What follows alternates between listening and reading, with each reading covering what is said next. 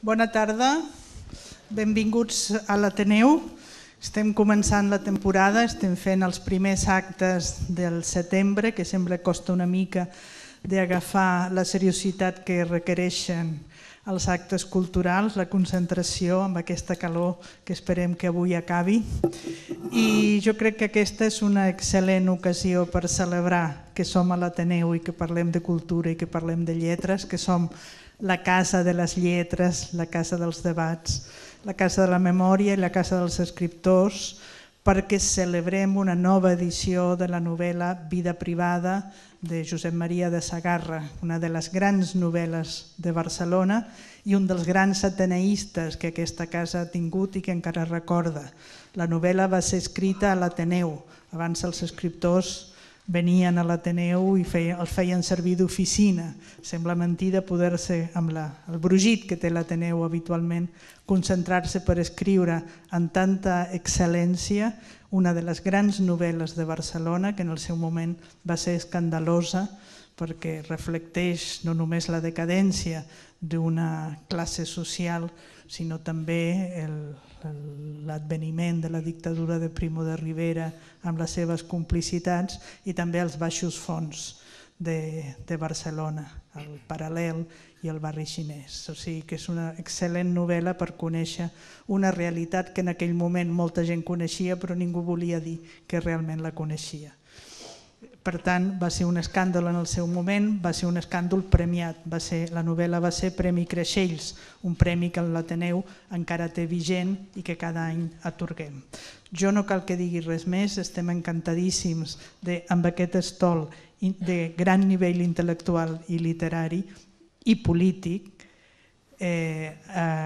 Amb aquest estol parlarem de la novel·la, la recordarem, la posarem vigent. Pensem que és una novel·la que s'acaba de traduir a l'anglès i al francès, és a dir, és una de les grans ambaixades que tenim pel món, amb permís d'aquells que no volen que tinguem ambaixades. Moltes gràcies.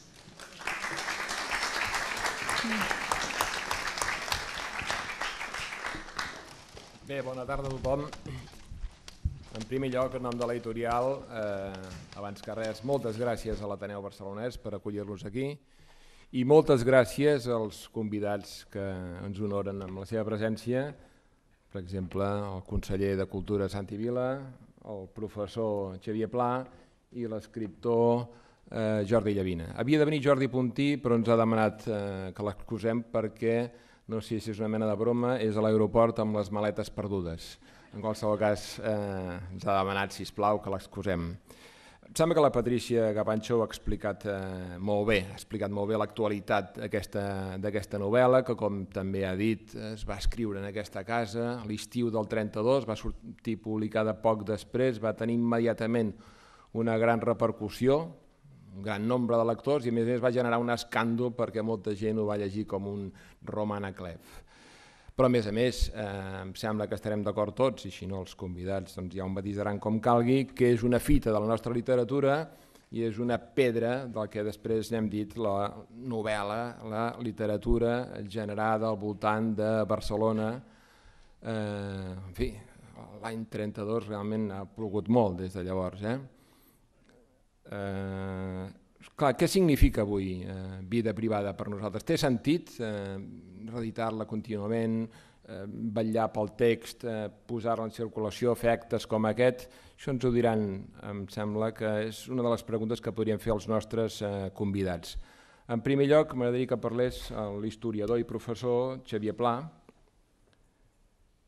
sobre vida privada de Josep Maria de Sagarra. Gràcies. Moltes gràcies per haver-me convidat a participar en aquest acte. És un plaer poder parlar de Josep Maria de Sagarra a l'Ateneu i, de fet, la meva intervenció serà una reivindicació de la figura de Josep Maria de Sagarra i si la faig doncs és perquè deu haver-hi motius. M'agradaria recordar una frase de Marcel Proust que diu: només defensen una llengua aquells que l'ataquen. Només defensen una llengua aquells que l'ataquen. És una frase de Marcel Proust que reproduïa Maurici Serrahima en un llibre que per mi és de capçalera per conèixer la literatura catalana del segle XX, que es titulava 12 mestres. Josep Maria Segarra era un dels 12 mestres retratats per Serrahima l'any 1972 en aquest llibre i encapçalava el capítol sobre Segarra amb aquesta frase de Marcel Proust: només es defensa una llengua atacant-la. Cada escriptor es veu obligat a fer-se la seva pròpia llengua. És a dir, que són unes reflexions que s'insereixen dins d'una reflexió a l'entorn de la figura de Josep Maria de Segarra i sobretot a l'entorn de la relació que té Segarra amb la llengua catalana, amb la llengua literària i amb l'estil.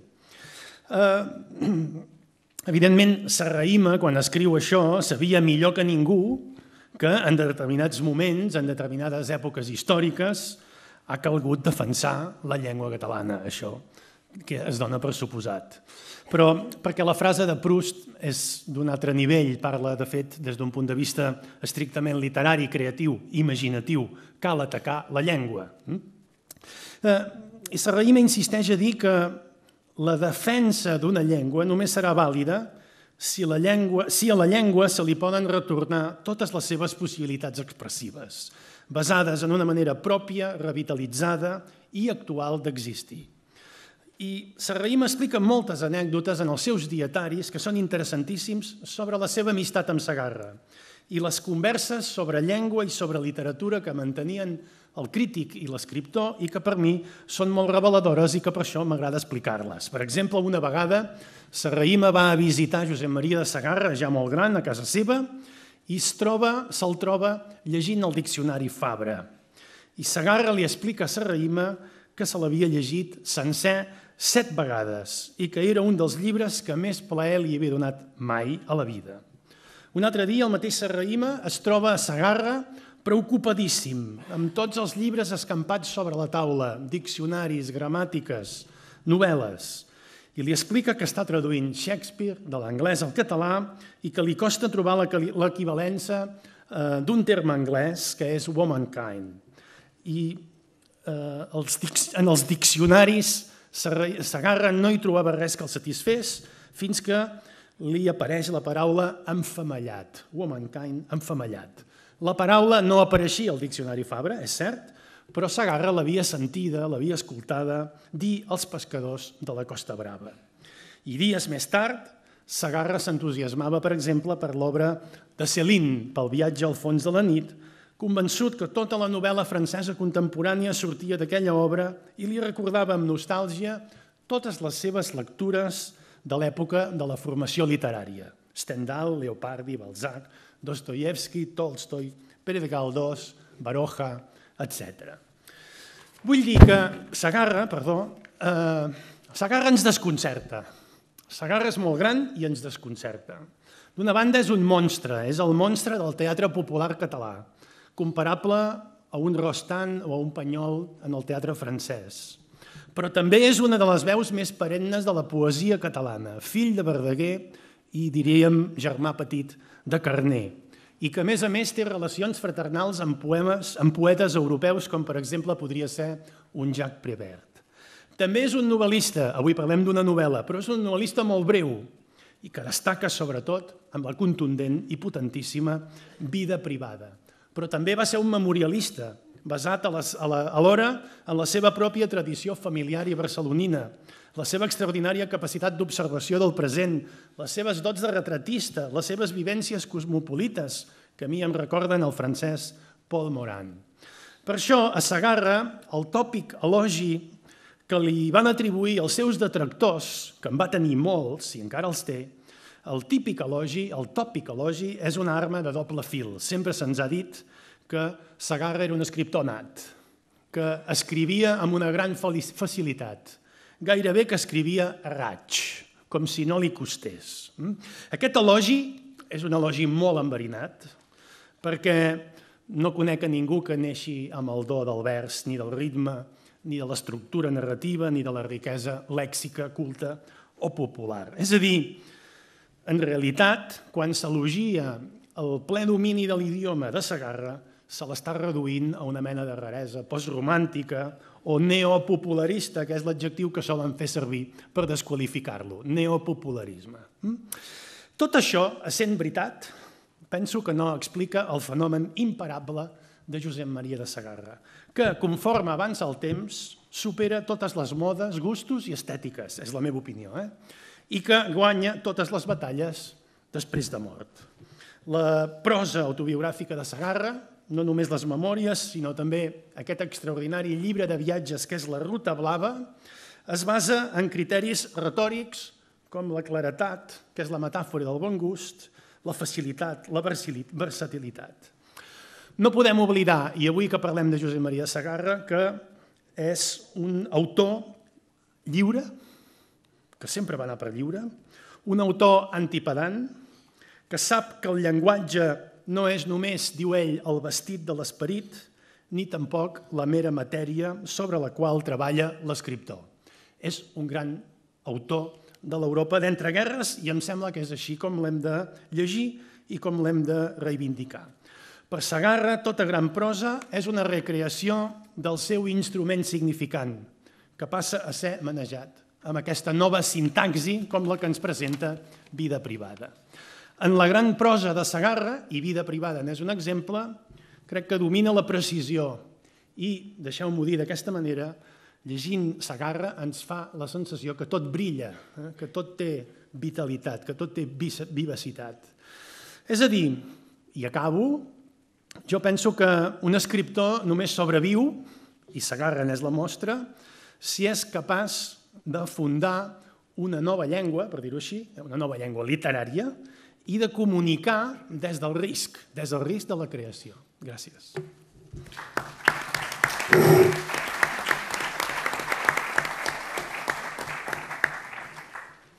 Jo crec que ara pot ser interessant el punt de vista d'un escriptor com Jordi Llavina. Gràcies. Jo em sumo als agraïments que expressava en Xavier. Miraré de conjurar el meu defecte innat de la prolixitat. He escrit unes notes que llegiré, però abans volia dir una cosa que subratlla alguna de les coses que ha dit en Xavier, jo crec que amb molt de criteri. Fa molts anys el doctor Narcís Guerolera, bon conegut d'aquesta casa, va començar a fer una edició crítica de l'obra de Sagarra, en la qual jo vaig participar al començament. Era el començament als primers anys 90, vam començar en la poesia, després va venir la narració i em fa l'efecte que encara deuen estar en el teatre. Bé, per mi, això que deia de l'estil en Xavier, de la llengua, per mi és una cosa fonamental. Hi ha una línia claríssima que arrenca en Verdaguer i que passa indefectiblement per Sagarra. Anava a dir per Maragall, però Maragall l'estri li costava una mica més, no tenia l'absoluta exuberància amb què el brandava Sagarra. Hi ha una cosa fonamental, aquell llibre tan conegut de Fuster que es diu Contra el noucentisme, que em sembla que en recull a 3, recull Salvat Papasset, Si no m'erro, Pla i Salvador Espriu. Si n'hi ha un escriptor que havia de figurar en aquest llibre, molt abans que l'Espriu, molt abans, al meu entendre, és Sagarra. Perquè Sagarra, arran justament de fer aquesta edició crítica, de fer la col·lecció de variants de poemes tan impressionants com el poema de Nadal, que per mi és una referència extraordinària. En Xavier ha parlat de Carner. Per mi Carner és poc menys que Déu. Carner és un miracle de la llengua catalana. Però Sagarra, en molts altres aspectes, també ho és. La diferència entre Sagarra i Carner és que Carner, de tant en tant, era tan bo que inventava paraules. Gorgolar, aquella paraula tan bonica que apareix al poema de totes les estacions de França que plou molt, és una paraula que es va inventar Josep Carner i que molts altres han fet servir. Manent, per exemple. Sagarra no en va tenir mai necessitat perquè les coneixia totes. O sigui, els terrassans de Santa Coloma de Gramenet, quan a Santa Coloma encara no hi havia l'alcaldessa Parlon ni el Barto que els dirigissin, ni era un poble, o els descendents Castellarnau que venien de Valls, o tots els pescadors o tota la gent de mar de la Costa Brava, del Port de la Selva i dels llocs que ell freqüentava, el nodrien amb totes aquestes expressions. I aleshores te n'adones quan llegeixes el poema de Montserrat, Àncores i estrelles, La rosa de cristall, que és una poesia popular d'un gran nivell i que molt sovint no ha rebut, em sembla, de part dels lectors i de part de la crítica el favor que mereix una poesia com aquesta. Però avui parlem d'una novel·la i és per això que m'he volgut centrar en aquesta novel·la que, a més, aquest estiu he rellegit i m'hi he tornat a delitar moltíssim. Una de les claus d'aquesta el que jo en diria gran consecució de la novel·la catalana de tots els temps, es formula així en la darrera pàgina de l'obra. Bovi va besar-li la mà, vol dir a Pilar Romaní, que és la seva mare, que està molt fotudeta, de fet acaba de morir, amb un agraïment infinit. Només Hortènsia i ell podien comprendre la gràcia i la bellesa d'un cos de 80 anys que, glaçant-se de mica en mica, s'enduia a l'aire més excels d'una Barcelona que ja ha passat. En el penúltim paràgraf, Segarra escriu: els taxis grocs s'enduien cap a dormir les escorrialles de la tristesa i de la prostitució. I en l'última frase, rebla: entre les roses vermelles caminava una mica insegur un home gris, de galtes indefinides, d'edat indefinida, amb l'estómac ple de whisky i amb el cor ple de roses vermelles. El tema, o un de tants temes que apareixen en aquesta novel·la, és, al meu entendre, aquest, no? La Barcelona que ja ha passat. Era la Barcelona, com dèiem abans, com deia abans la Patrícia en la seva introducció, prèvia a la Guerra Civil, la Barcelona de la dictadura de Primo i dels primers anys de la República, i la Barcelona de les cases Vient, com la de la nissaga Lloberola, que, com en recorda la novel·la, és un niu de llops, però un niu modest, no gran cosa. Els taxis de la capital, a la matinada, tant en l'època daurada d'aquella societat selecta i orgullosa, com en el moment de la seva gangrena o de la seva caiguda, no han deixat mai d'emmenar cap al llit les escorrialles de la tristesa i de la prostitució. En el fons, però, hi ha aquest home gris, amb l'estómac ple de whisky i amb el cor ple de roses vermelles. Això és, a pesar de la desfeta, el desig continua i la necessitat de narrar-ho en una novel·la també. De desig, i concretament de desig sexual, Vida privada en va plena, en parla molt, i a més ho fa palès sense pèls a la llengua. Demano disculpes per potser la inescaiença ara de l'expressió. És inútil que les camises més fortes, les converses més metafísiques, que el negre entusiasme soviètic i els himnes més esqueixats d'ultratomba intentin apartar-nos de la mil·lenària vibració del sexe. El que de debò ens ha d'interessar d'una obra és l'obra en si, els valors, els noucentistes en dirien les valors d'aquesta obra, la seva bondat literària, tot això que deia en Xavier, la manera de lúcida que té de pintar-nos el món, però impressiona saber que Segarra va escriure aquesta seva novel·la, que és una de les grans novel·les de la història de la literatura catalana de tots els segles i de tots els temps, la va escriure, com deia abans en Josep Lluc, aquí, en aquesta mateixa casa, com aquell qui escriu una carta a, no la querida, aquí no es parla de querides, es parla d'entretingudes, i la va escriure aquí, en 2 mesos. A mi m'impressiona molt, i això no ens ha pas d'afectar en la recepció crítica de la novel·la. La novel·la és bona o no ho és, o és molt bona, com és el cas, o és bona. No, però que a més, aquest autor a qui efectivament molta gent li retreia com a poeta, al mateix pla, que pixava els versos, a mi m'impressiona molt. Jo que em barallo sovint amb les quartilles i que per tant intento també d'escriure, per mi és un motiu francament de quedar absolutament bocabadat. Per què ens commou, però, una novel·la? Per la solidesa de la història que ens explica, per la bona estructura i l'harmonia entre les peces que la sostenen, per l'estil, naturalment, per la imago mundi que ens és capaç de proposar, recreant un argument. La millor novel·la de Segarra i una de les grans novel·les d'aquest segle en català compleix o satisfà amb escreix aquests 3 punts. Fixem-nos com comença. Frederic de Lloberola, un senyor de Barcelona que està a punt de tastar el fel dels vinguts a menys. Ara fa poc vaig llegir una novel·la que el meu amic Nicolau Dols ha recuperat d'en Blai Bonet i que en aquesta novel·la que han recuperat ara la Maria Buigas i en una carta creuada amb Camilo José Cela diu Blai Bonet: yo lo que intento escribir o lo que intento describir es el agusanamiento de la sociedad descrita. És fantàstic. El agusanamiento. Aquí també, naturalment, aquesta mena de pastura de cucs hi és molt present i Segarra, que no, amb perdó de l'expressió, no se l'agafava en paper de fumar, doncs s'hi recrea i s'hi reveja. Bé, doncs comença amb aquest senyor, Frederic de Lloberola, que es desperta a 4:45 de la tarda en una casa d'un antic amant, Rosa Trènor, amb la qual feia ben bé 15 anys que no hi tenia cap mena de tracte, ni carnal ni de cap mena. Com a bon senyoret, Frederic té un os a l'esquena. Una de les frases que llegim més en aquesta novel·la és gairebé amb orgull, com si fos una proclama orgullosa. Venia de 30 generacions que no havien aixecat mai una palla de terra. 30, poca broma. El primer que veu, encara mig enderroniscat, aquest senyor que es lleva, Frederic, és un gos dissecat al cim d'un armari. La pobra bèstia, amb el ventre mal cosit, una cosa agossanada també, que diria l'altre, du una lligacama al coll, com qui du una corretja. La conversa entre Rosa i Frederic tot just s'havia reprès a la vigília. Fixeu-vos com ho diu.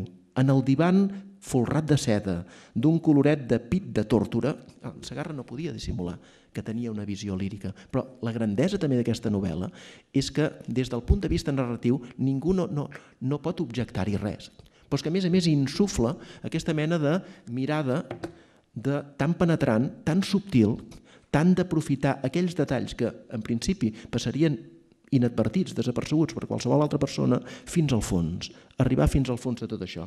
En el divan folrat de seda d'un coloret de pit de tórtora, davant de les copes a mig buidar, de les cartes escampades i d'algun granet estantís de caviar que havia anat a morir damunt de les estovalles per la seva repugnància a morir dintre de la dentadura de Bovi, Rosa Trènor i Frederic de Lloberola encetaren el diàleg.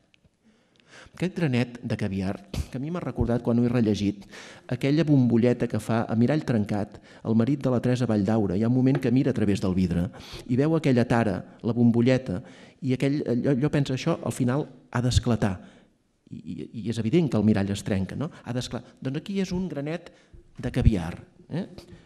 Veieu quin detall més prodigiós aquest del granet que dèiem de caviar? Però això era el dia abans. Ara en Frederic es lleva amb caparra, com diria el nostre bon amic Modest Prats, tenia cap rodo, en un pis estrany de l'Eixample. Hi ha el gossot aquell dissecat allà al capdamunt de l'armari que fa molta feresa i que sembla que se'l miri amb malfiança. Es sentia com un nàufrag recollit per caritat que es desperta en una casa particular, en la qual tenen uns costums més grollers i una manera de viure més dura i més desarrapada. S'aixeca i va al lavabo. Atenció, a la banyera romancejaven 2 dits d'aigua bruta i una esponja flotant com una entranya en remull. Això és extraordinari. La imatge portentosa d'aquesta entranya en remull es converteix a partir d'aquest moment en una mena de, Eliot en diria, correlat objectiu del patètic, en sentit recte i en sentit actual, Frederic de Lloberola, que es morirà uns quants anys més tard, oblidat de tothom, en una ruïnosa casa de pagès, propietat de la família, consumit per la tuberculosi. El pulmó en remull ja està podrit. Vida privada narra la desfeta d'una família, com apuntàvem, sí, d'una classe, és cert, però també l'aigualiment de la sang dels Lloberola. Frederic era la mateixa estampa del seu pare, amb tots els vicis familiars, però sense la teatralitat ni el trèmolo de Don Tomàs, sense la seva gràcia. Sí, Frederic és un pobre desgraciat en tota l'amplitud del terme. En canvi, son germà Guillem, un pinta, un penques, un galtes, se'n surt d'una altra manera. Aquest no està per orgues, és un noi que ha trobat delit a fer el depravat i du la seva afició a les últimes conseqüències, amb un xantatge que li reportarà uns rèdits magnífics. En Guillem és un modèlic, amb perdó, fill de puta, però a nosaltres se'ns fa immediatament simpàtic perquè el narrador sembla comprendre'l molt més que no pas a Frederic, el descastat ple d'urc.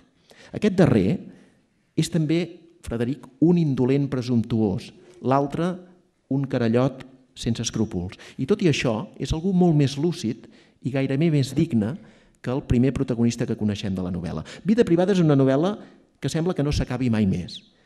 Que bé que en sap fer encaixar totes les peces Josep Maria de Segarra, però és que, a banda, la línia argumental, tan ben sostinguda i amb una naturalitat encomiable, a banda, l'extraordinària capacitat de l'autor barceloní per representar amb tots els colors i tots els tons la corrupció al cor de la burgesia de Barcelona, amb una prolixitat i fins i tot un coneixement de causa que al meu entendre depassa i amb molt la que va fer servir Miquel Llor quan va representar la corrupció dels propietaris rurals de la ciutat de Vic, en la seva Laura a la ciutat dels Sants, a banda de tots els valors de l'obra, que són molts i que no ens els acabarem, per més sessions que fem i que us convoquem setmanalment aquí a parlar de vida privada, segurament no ens els acabarem. A banda de tot això, hi ha una infinitat de detalls que no ens deixen mai de cridar l'atenció i que no deixen mai d'admirar-nos.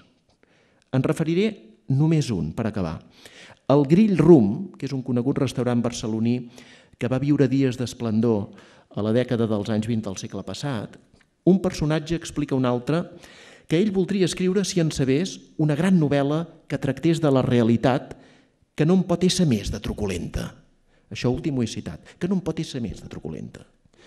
El que molla el jove, una reflexió ajustadíssima, impagable, sembla una crítica del mateix Segarra al panorama novel·lístic de la seva època, que ell devia trobar descolorit i fat de gust. Ara, que si jo sabés escriure, com jo voldria escriure, no em faria por el que diguessin de mi. Tiraria el dret. El mal és que en aquest país no hi ha ningú, almenys jo no conec res del que s'ha fet fins ara, que doni aquesta sensació directa i apassionant de la vida de la nostra gent, amb totes les seves misèries i amb la mica que puguin tenir de grandesa. Fin de la cita, que diria Rajoy. Ara em sap greu haver-vos destrempat. A més, vida privada, vaig acabant, devia ser vista en el seu moment com el súmmum de la modernitat narrativa. Encara ho és ara. Insisteixo, encara ho és ara, el súmmum de la modernitat narrativa en aquest debat inextingible sobre quina és la gran novel·la de Barcelona. No cal que se n'escrigui cap, ja en tenim una. I de prou portentosa i que, a més, l'exemple de la qual continua escampant-se fins als nostres dies. Fins i tot Segarra, com Hitchcock en les seves pel·lícules, hi treu en un moment determinat de cap al final la poteta. Volem dir, soc aquí. Com qui no vol la cosa. És una picada d'ullet confirmadora que ens fa somriure. El senyor de Llinàs jugava totes les tardes amb don Josep Roca Figuera, amb un aragonès anomenat Ceballos i amb l'avi de l'autor d'aquest llibre. Ell ha deixat aquesta confirmitat. Personatges memorables. Frederic, l'atrabiliari, una caricatura d'ell mateix, quan s'acaba la novel·la. Guillem, el pinta. La filla d'en Frederic, Maria Lluïsa, la noia moderna que practica el nudisme, amb unes amigues, que s'ha empleat com a secretària en una oficina i que es vol alliberar ben d'hora del llaç de la virginitat, com si fos una nosa. No vol ser verge, no vol ser verge, no vol ser verge. Això la preocupa molt. És el primer membre d'aquesta família que, al meu entendre, es vol alliberar d'aquest llaç de misèria. Hi ha també en Ferran, que és germà d'aquesta noia, de la Maria Lluïsa, un noi una mica perdut, vacil·lant, titubejant, que ha començat a anar de putes i a tastar la vida desaforada. I fora de la família, fora de l'àmbit lloberola, entre alguns altres hi ha aquest Bobby amb el qual començava la meva intervenció, un secundari de luxe que sembla que sempre sàpiga nedar i guardar la roba, o un personatge que per mi és un personatge molt atractiu, el de Conxa Pujol. Estic suant ja parlant de la Conxa Pujol, però no és pas la conxa sinó l'aigua que em fa suar. Tot i que la Conxa Pujol, si eventualment la pogués tenir aquí davant meu rediviva, em faria suar encara més que no pas l'aigua, perquè només una descripció apressada i injusta podria titllar-la de nimfòmana. El fet és que els seus gustos sexuals són variadíssims i extrems i l'encant de la dona és enorme. En definitiva, una obra mestra del nostre patrimoni literari i per mi una de les novel·les més importants dels nostres 12 segles llarg de literatura. Gràcies.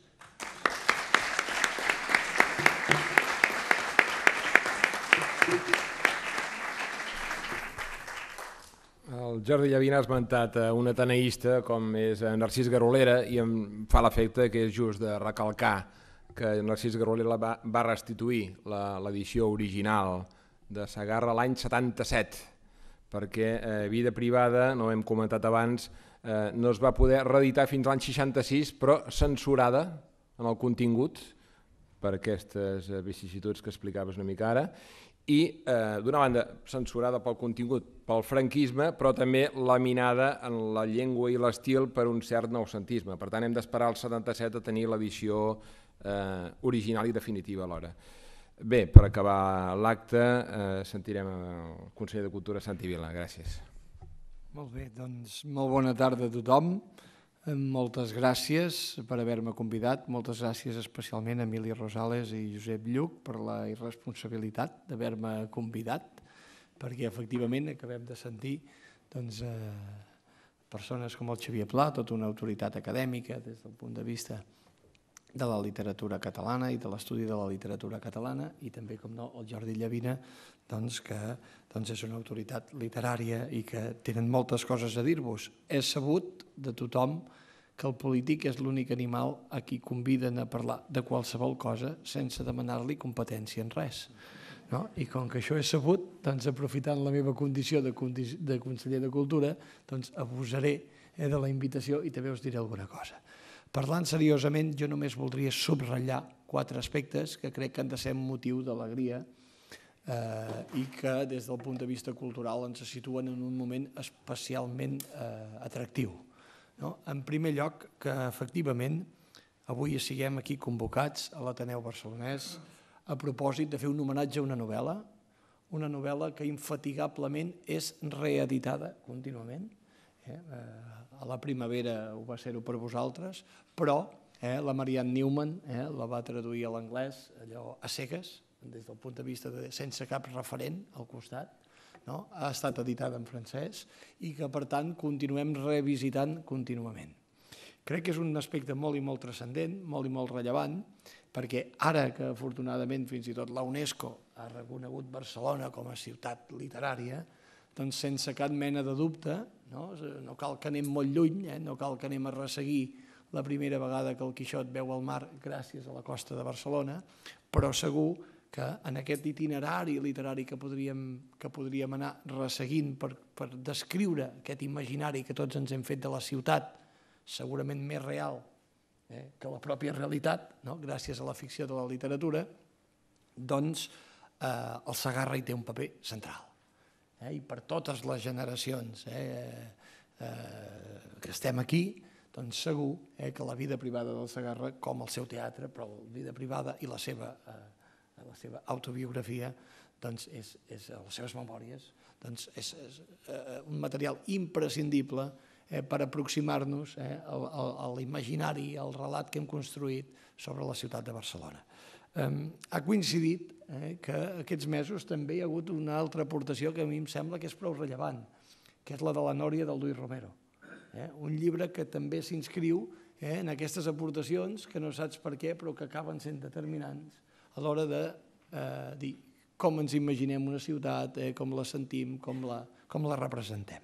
Aquest és un primer aspecte que jo vull subratllar, vull felicitar que de nou ens convoqueu a propòsit de retre l'homenatge a un llibre concret, en aquest cas la vida privada.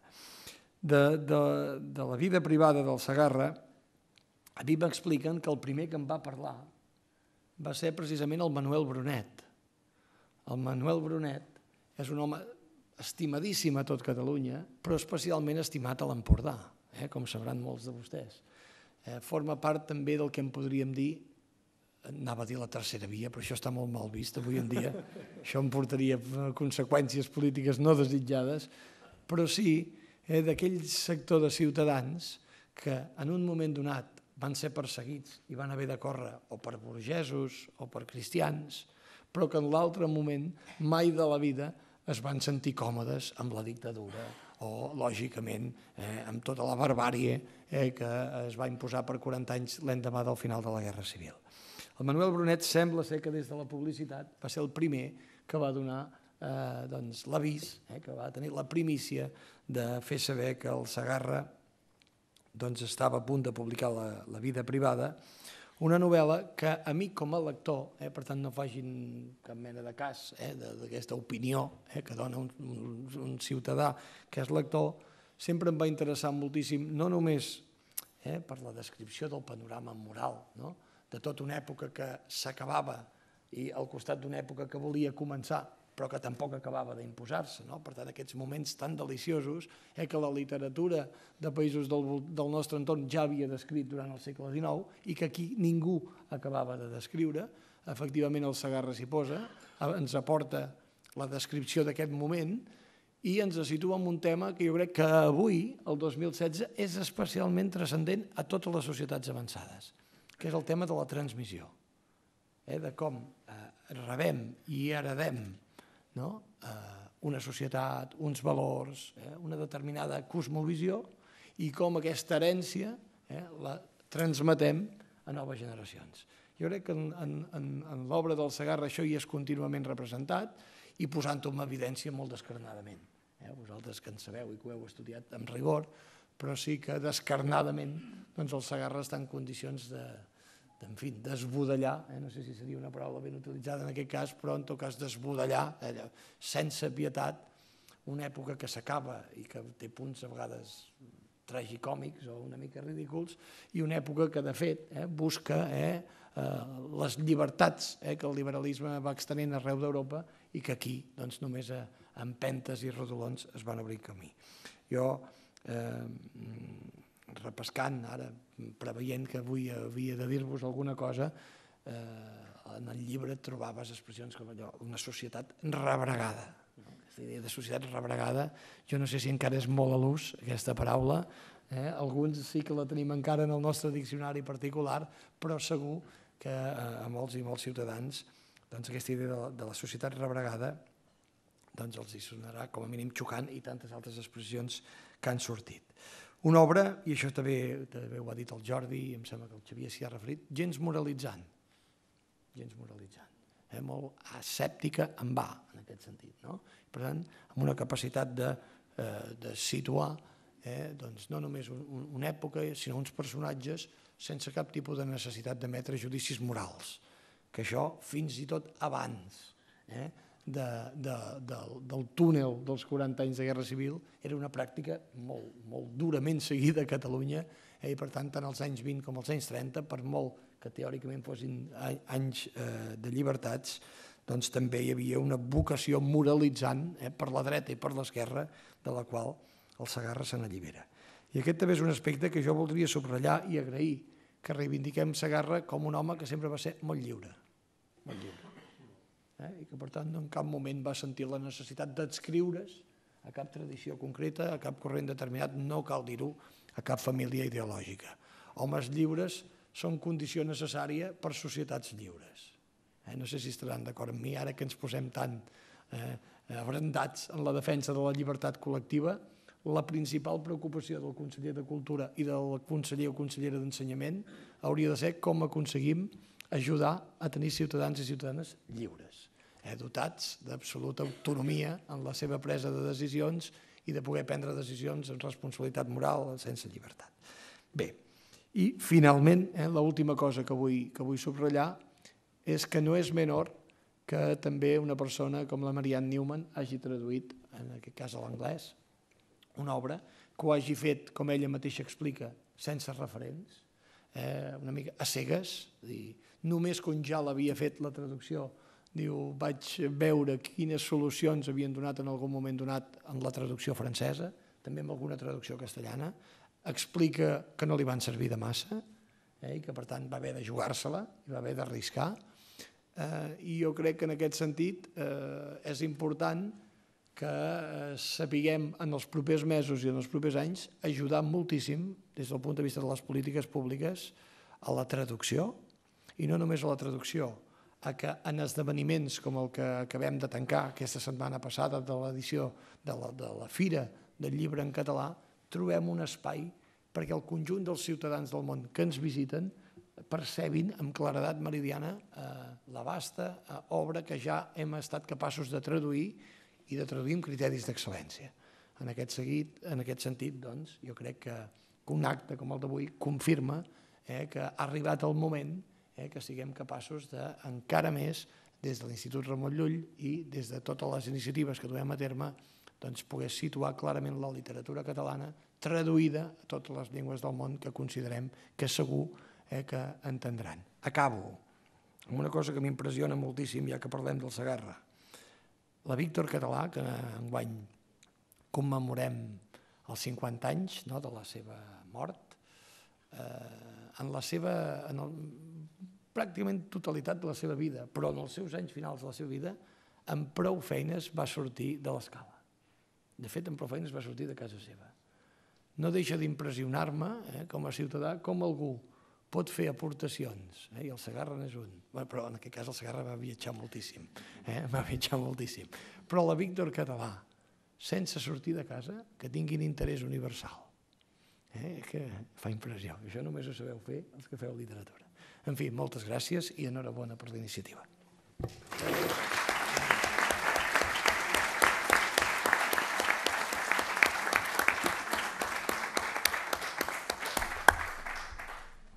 Bé, gràcies a tots. Tanquem l'acte, doncs.